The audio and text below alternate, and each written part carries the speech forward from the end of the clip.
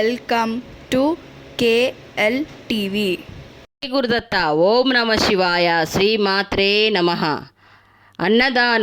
అన్నదానం యొక్క గొప్పతనము ఈరోజు మనం తెలుసుకుందాం. జై గురుదత్త. అన్నం పరబ్రహ్మ స్వరూపం.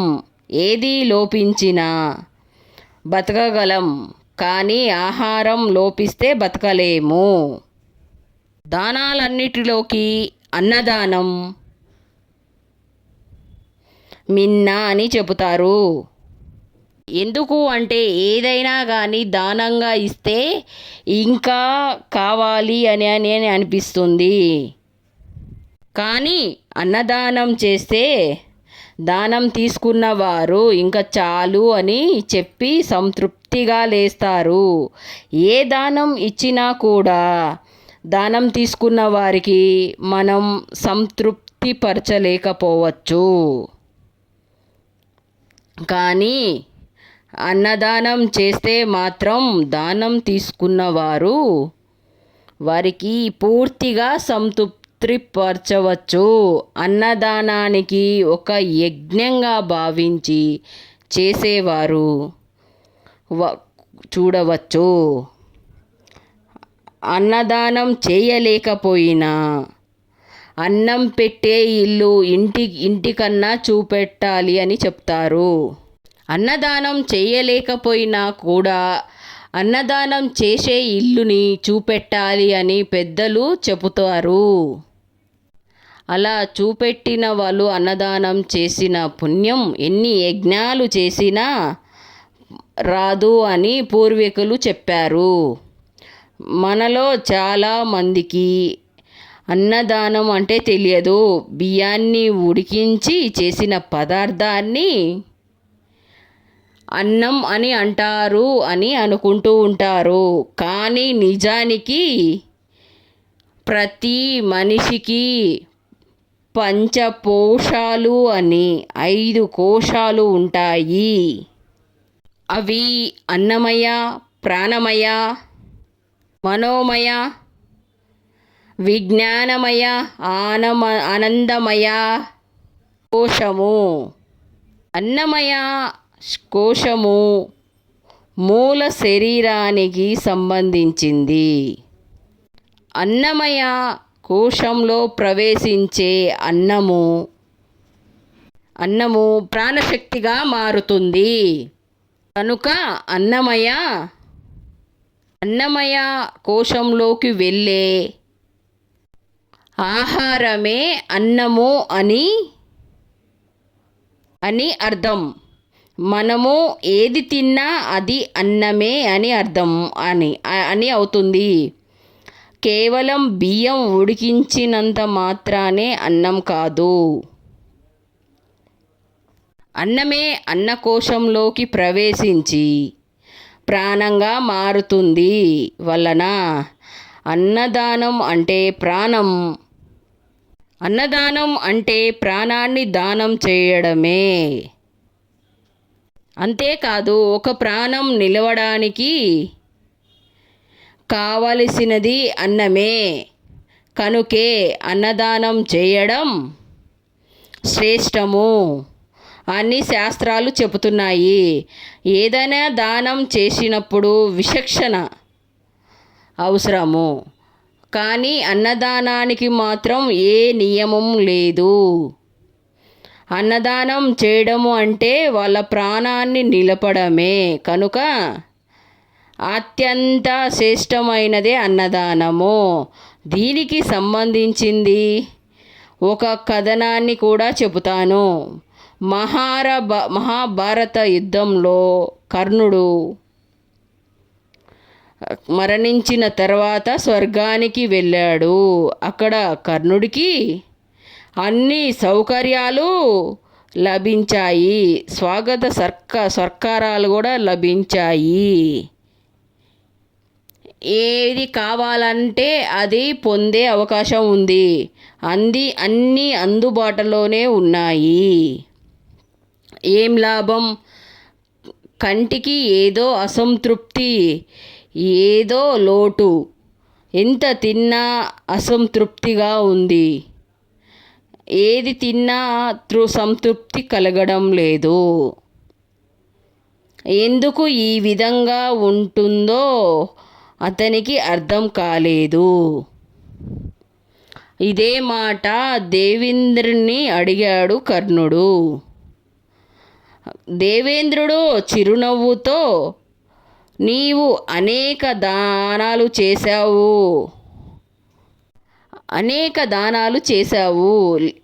ఎవరికైనా అడిగింది లేదనకుండా ఇచ్చే దానకరుడు అని చెబుతారు. మరి ఎప్పుడైనా అన్నదానం చేశావా అని అడిగాడు. దానికి సమాధానంగా, లేదు, నేను అన్నదానం చేయలేదు అని అన్నాడు. అన్నదానం మాత్రం చేయలేదు అన్నాడు కర్ణుడు. పోనీ అన్నం పెట్టే ఇల్లైనా చూపెట్టావా అని అడిగాడు దేవేంద్రుడు. కాస్త ఆలోచించి కర్ణుడు చెప్పాడు, అవును, ఒక బీద బ్రాహ్మణుడు నా దగ్గరికి వచ్చాడు. అన్నం పెట్టించమని అడిగాడు. అప్పుడు నేను ఏదో ధ్యాసలో ఉండి నాకు అవకాశం లేదు, కానీ అక్కడ ఆ ఇంటికి వెళ్ళు అని ఒక ఇంటిని చూపించాను. నువ్వు అన్నదానాన్ని చూపించిన వేలు నోట్లో పెట్టుకో అని అన్నాడు. సరే అని ఆ వేలుని నోట్లో పెట్టుకున్నాడు కర్ణుడు. ఒక గుటక వేశాడు. ఆ క్షణంలోనే అతని కడుపు నిండిపోయింది. అంతవరకున్న అసంతృప్తి మాయమైపోయింది. ఎలలేని తృప్తి కలిగింది.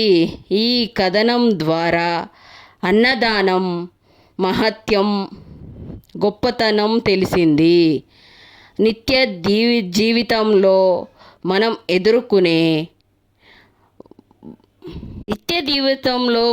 ఎదుర్కొనే అనేక ఇబ్బందుల నుండి, కష్టాల నుండి బయటపడడానికి చక్కటి పరిష్కారం పనిచేస్తుంది అన్నదానం అని చెబుతారు పండితులు. అన్నదానం వల్ల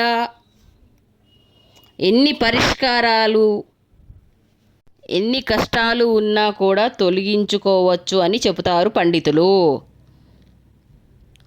ఒక వ్యక్తి ఉపవాసం ఉండి పరమేశ్వరుడికి పెట్టే నైవేద్యాన్ని తాను మాత్రమే స్వీకరించకుండా తాను సృష్టించిన 84 జీవరాశులకి పంచిపెడతాడు అని పురాణాలు చెబుతున్నాయి.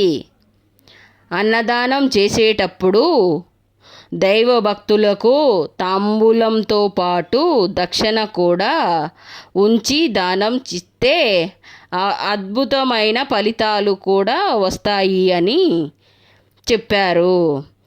కొందరు ఆర్థికంగా చాలా ఇబ్బందులు పడుతూ ఉంటారు.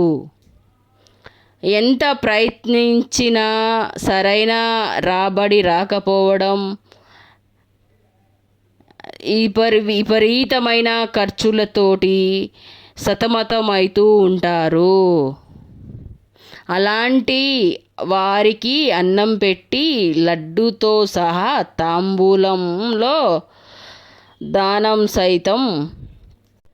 తాంబూల దానంతో సహా కొంచెం ధనాన్ని కూడా ఇస్తే సాయం పొందడంతో ఈ దానం ఇస్తే అవుతారు అని చెప్తారు. ఇలా దానం చేస్తే శ్రీమంతులవుతారని శాస్త్రాలు చెబుతున్నాయి.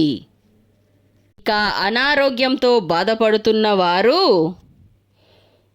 దీర్ఘ రోగాలతోటి సతమతం అవుతూ ఉన్నవారు, అన్ని రోగాలు తొలగి సంపూర్ణవంతమైన ఆరోగ్యం రావాలి అంటే అవుతారు. బెల్లం అన్నం దానం చేస్తే శ్రీమంతులైతారు. భోజనం చేసే ముందు మొదటి ముద్ద పరమేశ్వర అనుకొని కాకులకో ఇతర పక్షులకో తో ప్రాణులకో పెడితే ఇలా చేయడం వల్ల భగవంతుడికే సమర్పించినట్టుగా అవుతుంది. ఇంకా అన్నం తినే ముందు కాకులకు వేయడం వల్ల శని దోషాల నుండి బయటపడవచ్చు అని కూడా చెబుతారు. ఆకలి అన్నవారికి అన్నం పెట్టడం, దాహం అన్నవారికి నీళ్ళివ్వడం ప్రతి మనిషి చేయాల్సిన కనీసమైన ధర్మం. అన్ని దానాల కన్నా అన్నదానం గొప్పది. 1000 ఏనుగులు, 1,000,000 ఆవులు, ఎక్కువ మిక్కిలి బంగారము, వెండి భూములు, వెండి లేక బంగారము భూములు, వంశానికి సేవ చేయడం, 1,000,000 మంది మహిళలకు వివాహం చేసిన అన్నదానానికి సాటిరావు. అన్నం గురించి నలుగురు మనుషులు చెప్పిన 4 గొప్ప మాటలు. నేను వంటింటిలోకి వేరే పని మీద వెళ్ళినా కూడా వంట చేస్తున్న నాన్న పెట్టించినా, నాన్న ఒక్క 5 నిమిషాలు అనేవారు నొచ్చుకుంటూ. నేను అన్నం కోసం వచ్చాను అని నొచ్చుకుంటూ. అన్నం అంటేనే అమ్మా. జంజాల గారు. మంచి భోజనం లేకుండా వారి పెళ్ళికి వెళ్ళడం సంతాన సభకి వెళ్ళిన సమానం. 3వది, రాళ్ళు తిన్నా అరిగించుకునే వయసులో ఉన్నప్పుడు తినడానికి మరమరాలు దొరకలేదు. వజ్రాలు వైడూర్యాలు పోగేసుకున్న ఈ వయసులో మరమరాలు కూడా అరగడం లేదు. అదే విధి. ఇంకొక పెద్దాయన చెప్పిన విషయము.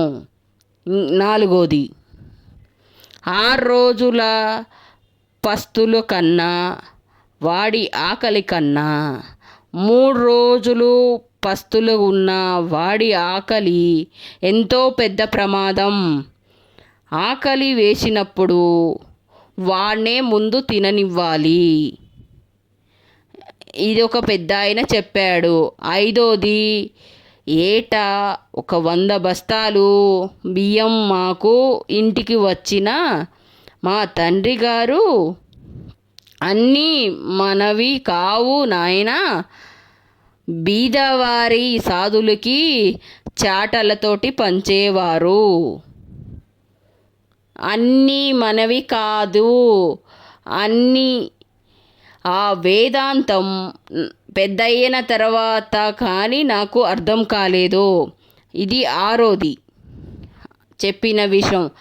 అమ్మ చేతి అన్నం తింటున్నాను చెప్పగలిగిన వాడు ధన్యుడు. ఇది 7వది. ఆకలితో ఉన్నవాడి మాటలకు ఆగ్రహించవద్దు. 8వ విషయము,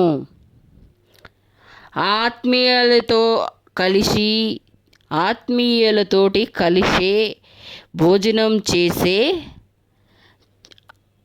ఆ భోజనం చాలా రుచికరంగా ఉంటుంది. చారు అన్నం కూడా చాలా రుచిగా ఉంటుంది. 9వ పెద్దాయన చెప్పిన విషయము, మీ పిల్లలు ఎంత దూరంగా ఉన్నా ఎక్కడ ఉన్నా కూడా వేళ పాటు ఇంత అన్నం తినగలుగుతున్నారు కనుక అది వాళ్ళ గొప్ప కాదు, మీ గొప్ప కూడా కాదు. మీ పూర్వీకుల పుణ్యఫలమే అని గుర్తించుకోవాలి. ఇది చాలా పెద్ద విషయము అండి. ఇది అన్నదానంలో అన్నదానము ఒక్క గొప్పతనం ఏంటిది అని ఈ వీడియోలో మనం జరిగింది. మీరు కూడా ప్రయత్నించండి. శ్రీ గురుదత్త ప్రభుల ఆశీర్వాద పాత్రులు కాగండి. జై గురుదత్త. ఓం నమ శివాయ. శ్రీమాత్రే నమః. If you like this video, please like, share, subscribe. Thank you very much for watch this video.